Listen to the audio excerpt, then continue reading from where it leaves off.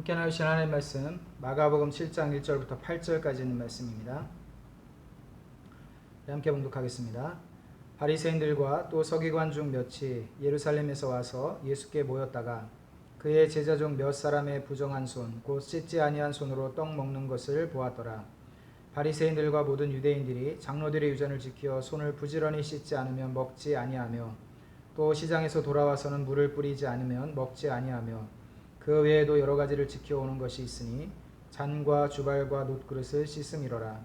이에 바리새인들과 서기관들이 예수께 묻되 어찌하여 당신의 제자들은 장로들의 유전을 준행치 아니하고 부정한 손으로 떡을 먹나이까?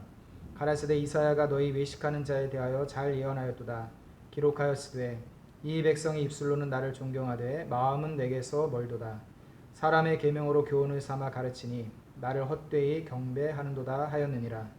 너희가 하나님의 계명은 버리고 사람의 유전을 지키느니라. 아멘. 오늘 이 말씀을 가지고 입술로는 공경하되 라는 제목으로 함께 하나님의 말씀 나누도록 하겠습니다. 지난 6월에 엠브레인 트렌드 모니터라는 기관에서 종교에 대한 대국민 인식조사라는 것을 했습니다. 그런데 사람들이 불교와 천주교인에 대하여서는 매우 긍정적인 이미지를 가지고 있다라고 대답을 했다고 해요. 그래서 그들은 온화한 사람들이라는 대답을 40%가량의 사람들이 했고 약 32%의 사람들은 절제하는, 또 27%의 사람들은 따뜻한이란 그런 이미지를 가지고 있다라고 대답을 했다고 합니다. 반면에 개신교인에 대하여서는, 즉 교회를 다니는 사람들에 대하여서는 30%의 사람들이 거리를 두고 싶은 사람들이란 대답을 했다고 합니다. 또 30%의 사람들은 이중적인, 29%의 사람들은 사기꾼 같은 이런 대답을 했다고 해요. 그 외에도 교회를 다니는 사람들은 개인적이고 이기적인 사람들이다. 그리고 교회라는 집단은 부패한 집단이다 라는 그런 이미지를 가지고 있다라고 대답을 했다고 합니다. 긍정적인 대답을 한, 그런 긍정적인 이미지를 가지고 있다라고 대답한 사람들이 거의 없었다는 거예요. 코로나19를 겪고 지내면서 아마도 이런 이미지는 점점 더더욱 나빠지고 있는 것 같아요. 일부 몰상식한 목사들과 편협한 생각에 사로잡힌 교회들 때문에 기독교 전체가, 교회 전체가 마치 사회 악인 것처럼 혐오의 대상이 되어가고 있는 것입니다. 성경은 교회와 성도들을 향하여서 너희는 세상의 빛이고 세상의 소금이다 라고 그렇게 말씀을 하고 있죠. 그런데 세상은 이제 교회를 사회악, 마치 나쁜 것을 전염시키는 곰팡이 같은 그러한 존재로 생각을 하고 있는 것이죠. 안타깝고 부끄러운 일이라고 이야기를 할 수 있습니다.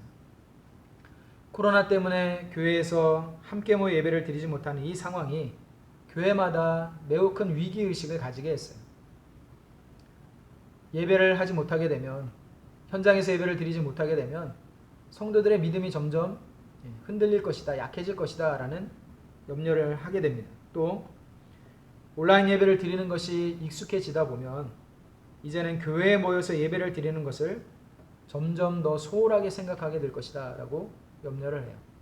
그리고 현실적으로는 교회를 나오지 못하다 보니까 헌금이 많이 줄었습니다. 그리고 헌금이 줄다 보니까 교회의 재정이 악화가 돼서 교회가 어려움을 겪고 있다라는 그런 이야기들을 많이 하고 있고, 이런 사태가 계속 지속이 되면 한국의 많은 교회들이 아마 문을 닫게 될 그런 상황에 이르게 될 거다라고 염려하고 걱정하는 그런 목소들이 나오고 있습니다.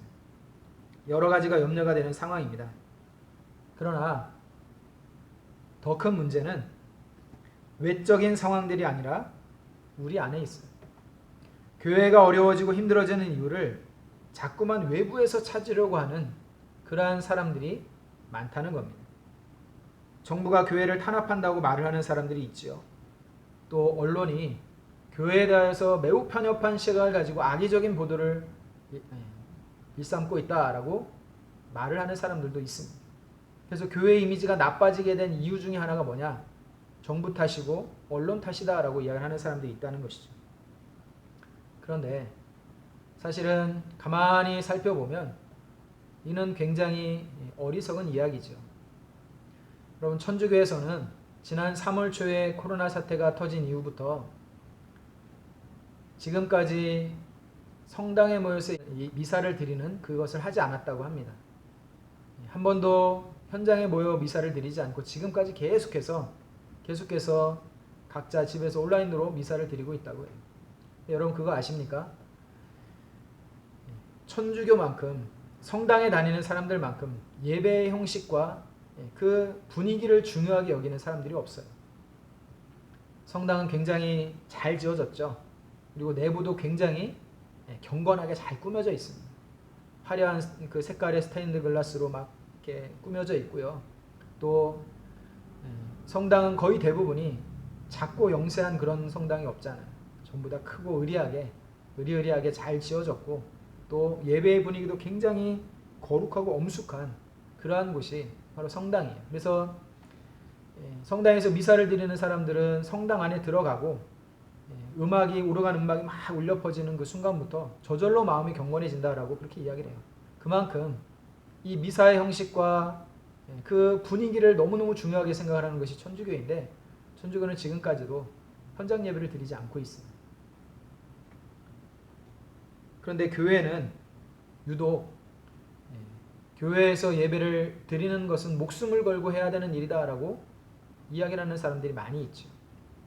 제 친구가 사역을 하는 부산 지역에 부산 기독교연합회라고 하는 그 단체에서 지난번에 대면 예배를 하지 마라 라고 정부에서 이야기를 했는데도 불구하고 성명서를 발표를 하고, 예배는 우리의 생명이고 목숨이다, 목숨을 걸고 지켜야 되는 것이다, 생명보다 소중한 것이다 라고 이야기를 하면서 부산 지역에 있는 모든 교회들은 현장 예배를 드려야 된다 라고 이야기를 했던 그런 경우가 있었어요. 여러분, 천주교에서는 단 한 건의 감염 사례도 나오고 있지 않습니다. 일상생활을 하다가 감염이 되는 사람들은 물론 있겠죠. 그러나 적어도 성당에 모여서 예배를 드리다가 그것이 이유가 되어서 감염이 된 그런 사례는 한 번도 나오고 있지 않아요. 그런데 유독 교회는 너무나 많은 감염 사례들이 계속해서 나오고 있죠. 그래서 유독 교회만 탄압을 한다라고 주장하는 것은 상식적으로 말이 안 되는 거예요. 교회만 유독 문제가 많이 생기기 때문에 교회 예배를 금지시키는 것은 어쩌보면 지극히 상식적이고 당연한 일이다라고 이야기할 수 있습니다. 또한 언론에서 유독 교회만을 가지고 편파적이고 악의적인 보도를 일삼는다라고 말하는 것도 사실 우리가 주의 깊게 생각을 해봐야 될 문제예요. 여러분, 언론은 지금까지 어떤 사회적인 문제나 이슈에 대하여서 굉장히 악의적이고 편파적인 보도를 계속해서 일삼아 왔습니다. 자기들 유리한 대로 해석을 하고, 또 특정 정치 성향이나 집단의 그 이익을 옹호하기 위하여서 굉장히 편협한 시각을 가지고 보도를 쏟아낸, 뉴스를 쏟아낸 그런 언론들이 지금까지 계속해서 그래왔어요. 교회만을 향하여 그렇게 한 것이 아니에요. 그런데 교회가 언론이 그렇게 가짜 뉴스나 거짓 뉴스를 막 무분별하게 보도를 할 때는 입 딱 닫고 아무 소리도 않고 가만히 있다가 이제 교회를 향하여서 좀 불편한 이야기를 하게 되니까 언론을 향하여서 목소리를 높이고 손가락질을 하고 악의적이다라고 말을 하는 것은 사실 교회가 사회적인 책임을 그만큼 소홀히 했다라고 하는 것을 오히려 드러내는 그러한 일들밖에 되지 않는다는 것이죠. 지금은 세상을 향하여서, 불의한 세상을 향하여서 우리가 목소리를 높이고 소리를 지르고 피켓을 들 때가 아니라 지금은 우리를 돌아볼 때입니다. 하나님 앞에서 또 사람 앞에서 우리를 살피고 돌아봐야 할 때이고 엎드려 기도할 그러한 때입니다. 만약에 그렇지 않고 여전히 모든 문제의 원인을 바깥에서 찾고 세상 사람들에게서 찾는다라고 한다면 코로나 때문에 교회가 쓰러지고 망하는 것이 아니라 소금이 맛을 잃어버린 것 때문에 사람들에게 짓밟히듯이 교회가 그렇게 될 수 있다는 위기의식을 가져야 할 때다라고 생각을 합니다. 오늘 본문의 말씀은 코로나로 인하여서 위기에 놓인 교회가 주의 깊게 생각을 해볼 그런 말씀이다라고 여겨집니다. 예수님과 제자들은 유랑생활을 했지요. 한 곳에 머물러 지내지 않고 이 동네 저 동네를 돌아다니면서 지냈습니다. 그러다 보니까 거리에서 들에서 지내는 시간들이 많았고 자연스럽게 그들은 자주 씻고 청결하게 지낼 수 없는 날들이 많았습니다. 그런데 제자들이 밖에서 다니다가 집에 들어와 식사를 할 때 손을 씻지 않고 먹는 것을 본 바리새인과 서기관들이 딴지를 걸고 있는 거예요. 5절의 말씀입니다. 이에 바리새인들과 서기관들이 예수께 묻되 어찌하여 당신의 제자들은 장로들의 유전을 준행치 아니하고 부정한 손으로 떡을 먹나이까?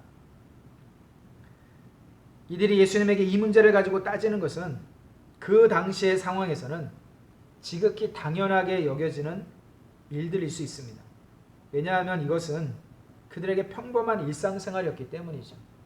밖에 나갔다가 들어와서 외출했다가 돌아와서 손을 씻는 것은 그들에게 지극히 당연하게 여겨지는 일들이었다는 겁니다. 3절과 4절의 말씀입니다. 바리새인들과 모든 유대인들이 장로들의 유전을 지키어 손을 부지런히 씻지 않으면 먹지 아니하며 또 시장에서 돌아와서는 물을 뿌리지 않으면 먹지 않으며 그 외에도 여러 가지를 지켜오는 것이 있으니 잔과 주발과 놋그릇을 씻음이러라.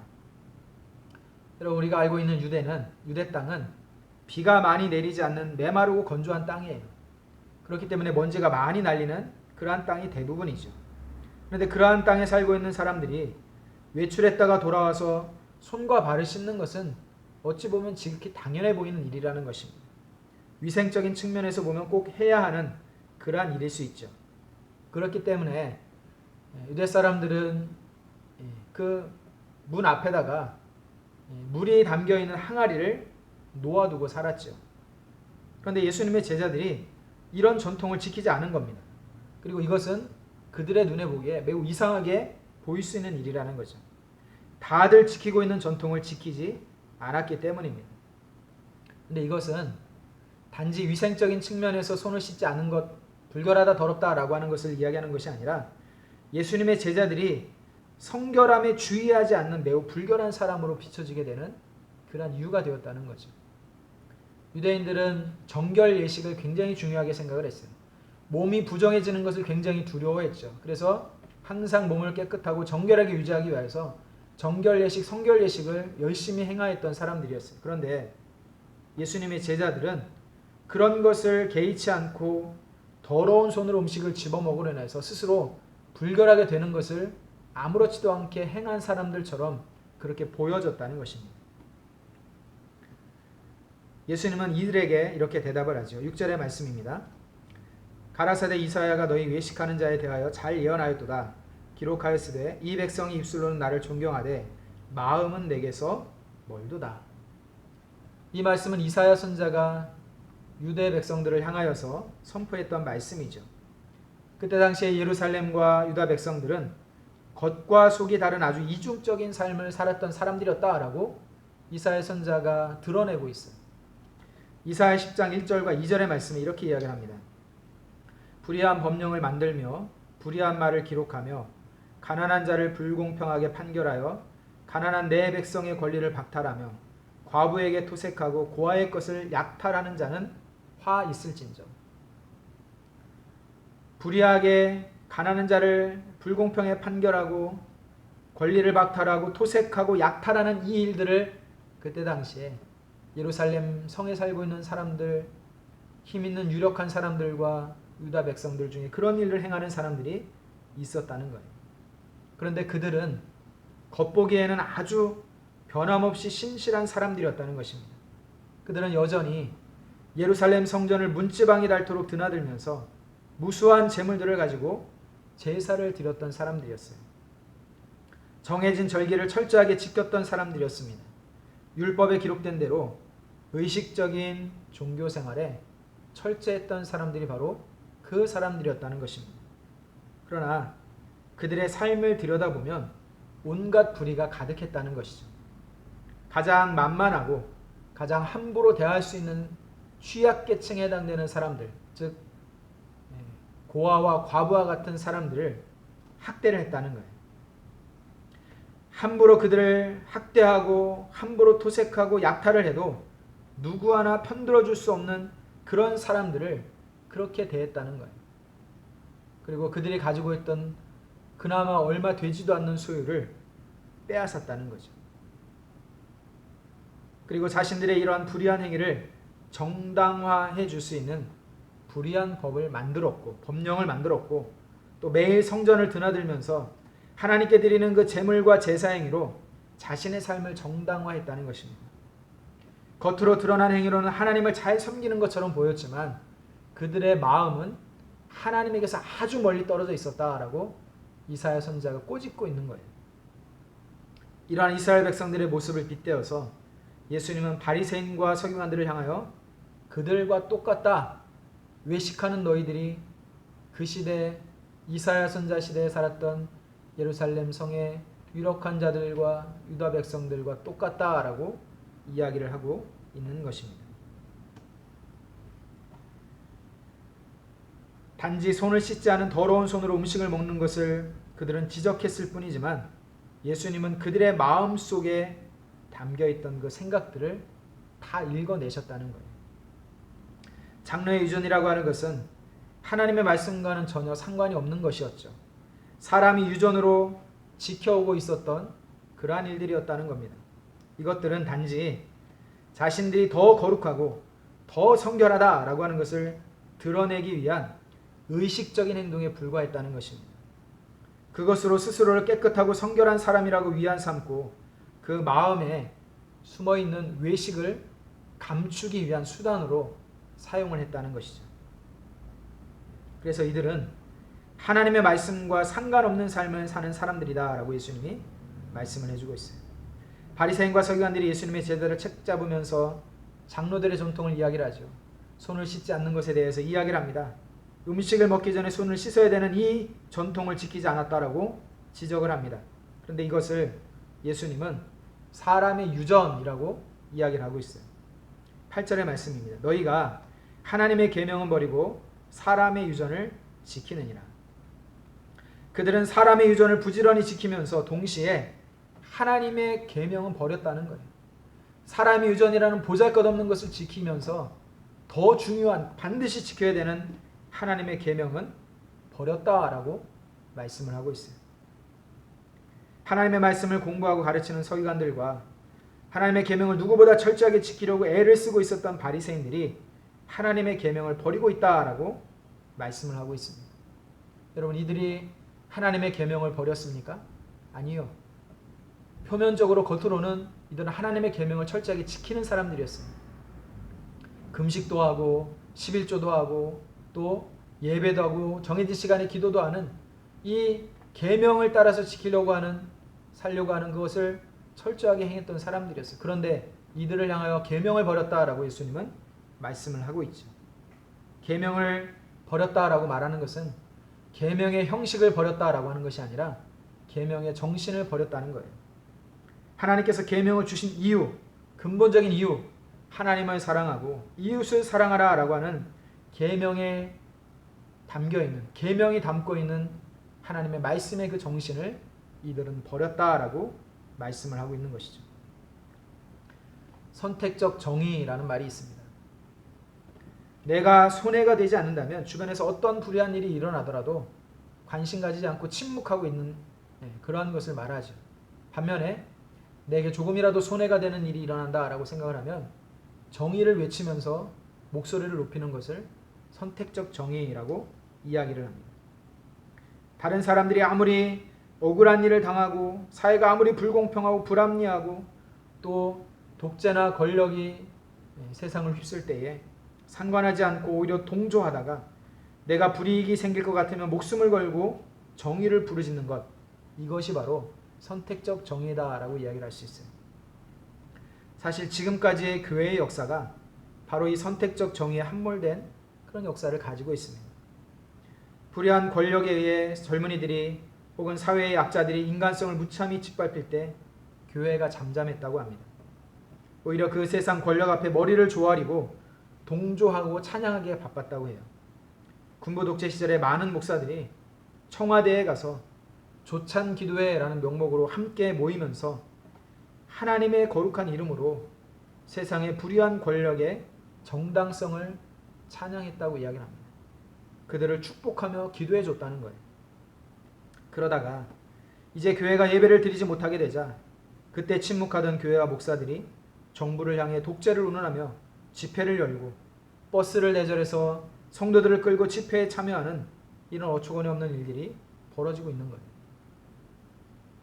그때에 많은 젊은이들이 최루탄에 맞아 죽어나가고 군인들의 군화발에 짓밟혀 쓰러질 때 그 사람들은 도대체 어디에 있었느냐라고 묻고 있습니다. 잠잠했죠. 아주 잠잠했습니다. 오히려 세상의 불의한 권력 앞에 머리를 조아렸고 찾아가서 축복하고 기도해 주면서 권력의 그 힘을 사용하려고 그렇게 했었다는 거죠. 그 시절의 교회는 어쩌면 하나님의 말씀과 별로 상관이 없었는지도 모르겠습니다. 물론 모든 교회가 그런 것은 아니었겠지만 대부분의 교회들이, 목사들이 그 시기에는 잠잠하고 조용하고 침묵했다가 이제 많은 사람들이 목소리를 높여 세상을 향하여서 불의하다라고 이야기를 하고 있는 것입니다. 이것이 선택적 정의를 부르짖었던 부끄러운 교회의 과거예요. 세상이 교회를 향하여 피하고 싶고 이기적이고 편협한 종교인들이다 라고 손가락질을 하는 이유가 바로 이런 모습 때문이라고 이야기를 합니다. 그러니 지금 교회는 소리를 낼 때가 아니라는 것이죠. 소리를 낼 때가 아니라 오히려 잠잠해야 할 때입니다. 잠잠히 듣고 마음이 아프고 속이 쓰리지만 그 소리들을 듣고 감내를 해야 될 그러한 때입니다. 그리고 지금 이 시간 하나님 앞에서 우리를 돌아보아야 할 때입니다. 엎드려야 할 때이고 기도해야 할 때입니다. 우리의 삶이 하나님의 말씀과 상관이 있는 삶이려면 하나님을 예배하고자 하는 삶이 사람들에게 독이 되고 손해를 끼치고 어려움을 가져다 주는 것이 되어서는 안 된다는 것이죠. 그래서 저는 적어도 교회가 지금 이렇게 한참 코로나로 인해서 어지럽고 혼란한데 예배는 생명보다 중요하다라고 외치면서 현장 예배를 고집하는 것은 대단히 어리석은 일이라고 생각을 해요. 또 한편으로 우리 엘림교회 성도들과 우리 장로님들과 이 지금 상황에 대해서 조심하고 염려하고 이렇게 비대면 예배를 드리는 이 상황에 대해서 저는 감사하게 생각을 합니다. 이 중에 혹시라도 누군가가 목사가 예배를 소중하게 생각하지 않는다, 현장에 모여 예배를 드리는 것, 예배가 우리의 생명보다 소중한 건데 이렇게 주장하면서 현장 예배를 고집하는 사람들이 없어서, 그래서 모두가 함께 이렇게 비대면으로 온라인 예배를 드리는 상황을 다 감내하는 이 모습들에 저는 너무너무 감사하게 생각을 해요. 우리의 삶이 하나님의 말씀과 상관이 있는 삶이려면 우리가 하나님을 예배하는 이 예배의 삶이 세상 사람들에게 독이 되고 손해를 끼치는 일이 되어서는 절대로 안 될 것입니다. 그래서 말씀대로 산다고 하는 자가 오히려 말씀을 버릴 수 있는 자가 될 수 있어요. 예배를 고집하고 현장 예배를 고집하고 이것이 우리의 목숨보다 중요하다라고 외치면서 순교라도 하겠다라고 말을 하는 그 사람들이 겉으로 보기에는 대단한 믿음이 있는 것처럼 보이지만 오히려 이것이 하나님의 말씀과는 별로 상관이 없는 그러한 모습일 수 있다는 것이죠. 바리새인들에게 하나님의 계명이 있었습니다. 그들은 계명을 철저하게 지켰고 또 지키고자 하는 종교적 의식과 열심이 대단했습니다. 그러나 하나님의 계명이 담고 있는 정신은 그들이 하나도 담아내지 못했다라고 성경은 말씀을 하고 있죠. 계명과 법은 있었으나 사랑과 긍휼은 잃어버린 사람들이었다라고 말씀을 하고 있습니다. 우리는 지금 대단히 위태로운 시기를 지나고 있는지 모릅니다. 태어나서 한 번도 겪어보지 못한 세상을 우리가 살아가고 있죠. 우리 모두가 예상치 못했어요. 정부에서 교회의 예배를 행정명령을 내려가지고 강제로 금지를 시키는 이러한 일들이 일어나리라고는 상상도 하지 못했던 그러한 시기를 우리가 살아가고 있어요. 그리고 이 상황이 교회의 위기라고 여기고 있습니다. 교회당에서 예배를 모이지 못하게 되면 교회가 힘을 잃어가게 될 것이라고 모두가 염려를 하고 있죠. 그러나 교회당에서 모이는 예배의 그 모임이 형식이라고 한다면 우리 성도들이 각자 있는 그 삶의 자리에서 예배를 드릴 때 그 자리가 언제든지 교회당이 될 수 있고 교회가 될 수 있고 그런 성도들이 예배하는 그 자리가 하나님이 기뻐하시는 예배의 자리가 될 수 있음을, 그것이 예배의 본질임을 배우는 시간일 수도 있다고 생각을 합니다. 예수님은 사마리아 우물가에 산 여인을 만나게 되죠. 그리고 그 여인은 예수님에게 이렇게 말합니다. 요한복음 4장 20절의 말씀에 우리 조상들은 이 산에서 예배하였는데 당신들의 말은 예배할 곳이 예루살렘에 있다 하더이다. 예루살렘 성전을 가리켜서 그곳이 하나님을 진정으로 예배하는 장소냐라고 여인이 말을 할 때에 예수님께서 이렇게 대답을 하십니다. 요한복음 4장 21절과 23절의 말씀인데요. 여자여 내 말을 믿으라. 이 산에서도 말고 저 산에서도 말고 예루살렘에서도 말고 너희가 아버지께 예배할 때가 이르리라. 아버지께 참되게 예배하는 자들은 영과 진리로 예배할 때가 오나니 곧 이때라. 아버지께서는 자기에게 이렇게 예배하는 자들을 찾으시느니라. 유대인들에게 있어서 예루살렘 성전은 신앙의 처음과 끝이었습니다. 정한 절기에 성전을 찾고 성전에서 제사하고 제물을 드리며 그들의 믿음을 매일같이 확인을 했지요. 예루살렘 성전은 그들에게 너무너무 소중한 장소였어요. 그러나 예수님은 예루살렘 성전이라는 특정한 장소가 중요한 것이 아니라 예배하는 자가 어떠한 사람들이냐라고 하는 것을 말씀을 하고 있어요. 하나님을 예배하는 너희가 과연 누구냐는 것입니다. 어디에서 예배를 드리느냐가 아니라 예배하는 너희들의 정체가 무엇이냐라고 묻고 있는 것입니다.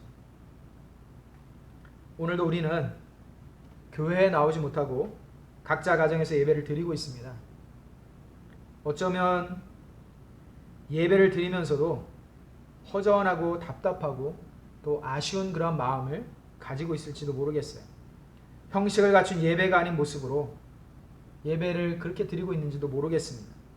그러나 하나님을 향한 진실한 믿음을 가진 성도들이 있는 그곳이 곧 거룩한 교회입니다. 비록 피아노와 오르간의 반주가 없을지라도 여러분이 드리는 그 예배의 자리가 하나님이 기뻐하시는 거룩한 예배의 거룩한 성전이 되는 것입니다. 음정이 잘 안 맞게 찬송을 부를지라도 하나님의 영이 함께 하시는 그 자리가 성전이 되는 것이고 교회가 되는 것입니다. 비대면 예배를 드리고 교회의 모임이 금지된 이 답답한 시기에 저와 여러분들은 어쩌면 삶이 예배가 되고 예배가 삶이 되게 하는 중요한 연습과 훈련의 시간을 보내고 있는지도 모르겠습니다. 우주공간 어디에나 계시는 하나님께서 저와 여러분들이 지금 어디에 있든지 진실한 마음으로 하나님께 찬송하고 하나님께 기도하며 또 그 말씀을 묵상하는 그 자리에서 하나님께서 예배를 받으시는 줄 믿으시기를 바랍니다. 우리는 예배의 분위기가 아쉬울지라도 허전할지라도 하나님은 전혀 그렇게 생각하지 않으실 거예요. 영과 진리로 예배하는 자가 하나님을 기쁘시게 하는 것입니다.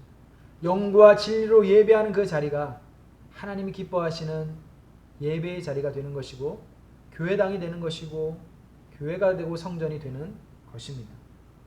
우리 모두가 거룩한 예배자가 되고 우리의 가정을 거룩한 예배당으로 만들고 삶을 예배의 현장으로 만들어갈 수 있는 일림교회 모든 성도들이 될 수 있기를 주님의 이름으로 축복합니다. 물론 저도 마찬가지고 여러분들도 마찬가지고 속히 함께 모여서 예배할 수 있는 그 시간을 기다리고 있습니다.